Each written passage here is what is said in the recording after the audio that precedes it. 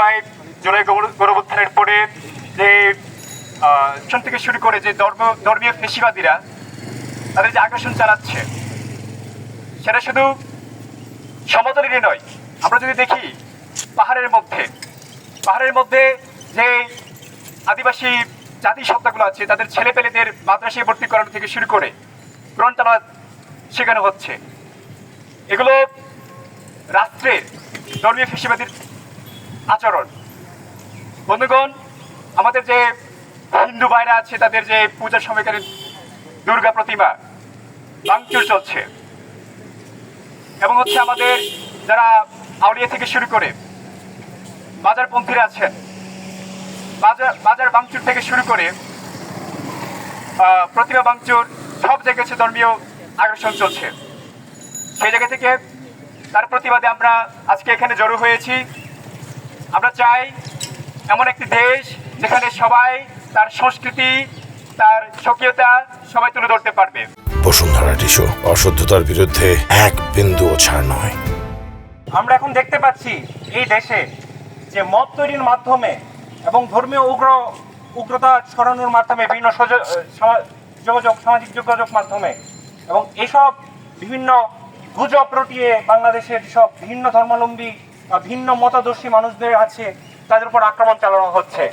আমরা সাংস্কৃতিক কর্মীবৃন্দ আমরা তার তীব্র নিন্দা জানাচ্ছি। আমরা দেখছি যে এই বাংলাদেশে যারা আমাদের এই নিরাপত্তার দায়িত্বে আছেন, যারা আমাদের জানমালের রক্ষার দায়িত্বে আছেন, তারা কি ভূমিকা পালন করছে এটা আমাদের একটা প্রশ্ন থেকে যাবে। আজ আমাদের সামনে দুর্গাপূজাকে কেন্দ্র করে যে মেলা হয় সেই মেলাকে বন্ধ করার কথা বলছে আমাদের বিভিন্ন কর্তৃপক্ষ যারা আমাদের নিরাপত্তার দায়িত্বে, বাংলাদেশের নিরাপত্তার দায়িত্বে। তারা বলছে যে এই মন্দির এই পূজাকে কেন্দ্র করে এখানে গাঁজা মদের আসর বসে। এটা তো একটা ধর্ম অবমাননা। যেটা করছে তারা আপনার নিরাপত্তার দায়িত্বে আছেন, এই দেশের রক্ষার দায়িত্বে আছেন, আপনাদের দায়িত্ব এটা। সেখানে আপনারা বলতেছেন যে একটা পূজাকে কেন্দ্র করে এখানে মদ গাঁজার আসর বসে মেলাতে, তাই আপনাদের মেলাকে বন্ধ করতে হবে। এটা একটা ধর্ম অবমাননা। আমাদের বাংলাদেশে যে মাজারের আক্রমণ হচ্ছে, এই মাজারের আক্রমণ আমরা কোনো তার যে প্রতিরোধ, যে তাকে আমরা দেখছি যে আজকে একটা মানুষকে কবর থেকে তুলে তার লাশ মহাসড়কে এসব পড়ানো হচ্ছে।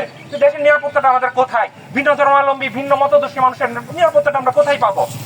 আমরা এই আন্দোলন পরবর্তী বাংলাদেশে আমরা একটা সুন্দর রাষ্ট্র চেয়েছিলাম যেখানে আমরা সকল বর্ণ নির্বিশেষে যারা মানুষজন আছে আমরা মত প্রকাশ করতে পারি, আমাদের ধর্মকর্ম আমরা যাতে আমাদের সংস্কৃতি চর্চা সুনির্দিষ্টভাবে পালন করতে পারি।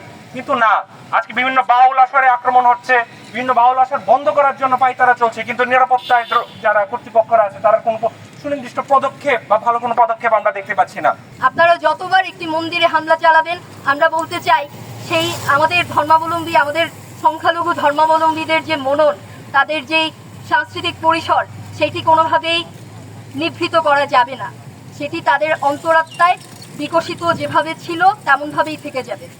আমরা আবারও হুঁশিয়ারি দিয়ে বলতে চাই যে ইন্টারিমের এই যে মাজার মন্দির ভাঙার মতো ইস্যুগুলোতে তাদের নিশ্চুপ অবস্থান, তাদের কোনো রকম বিচারের মুখোমুখি না করার যে অবস্থান, এই যে বিচারহীনতার সংস্কৃতি, তার আমরা তীব্র নিন্দা জ্ঞাপন করছি। আমরা অবিলম্বে দৃষ্টান্তমূলক শাস্তির আওতায় আনা দেখতে চাই এই সমস্ত মব তৈরিকারী ব্যক্তির, যারা মাজারে হামলা করছে, যারা মন্দিরে হামলা করছে। আমরা সমস্ত ধরনের আগ্রাসনের বিরুদ্ধে থাকতে চাই। সমস্ত আগ্রাসী মনোভাব নিপাত যাক। যে কোনো আমার ক্ষুদ্র বৃহৎ কোনো ভেদাভেদকে না দেখে আমার আসলে আগ্রাসন যে আমার প্রতিটা পরিস্থিতির মধ্যেই আসলে বিরাজমান করে, সেখান থেকেই আসলে আমাদের এই প্রতিবাদী মানববন্ধনটি।